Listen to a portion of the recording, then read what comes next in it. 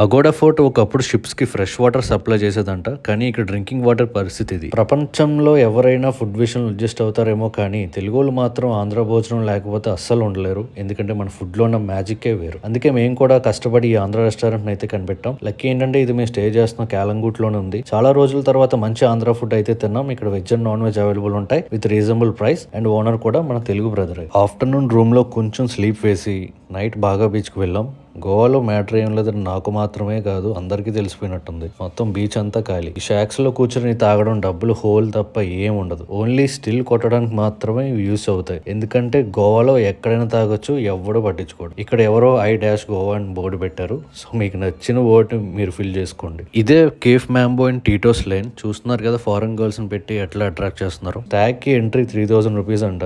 ఒక్క మాటతో 2 చేతులు జేబులో పెట్టుకుని ఎక్కడికి వెళ్తున్నారో నాకే తెలియదు. అలా నడుచుకుంటూ వెళ్ళిపోయాను. ఎందుకంటే ఇప్పుడు 3000 రూపీస్ కంప్లీట్ అయ్యేలా అక్కడే తాగాలి. తాగిన తర్వాత ఈ స్ట్రీట్ దాటాలంటే ఓన్లీ 2 వేస్, అయితే front are back. Cross roads ఏమి ఉండవు. అక్కడ పోలీసులు డ్రంక్ అండ్ డ్రైవ్ టెస్ట్ చేయడానికి రెడీగా ఉంటారు.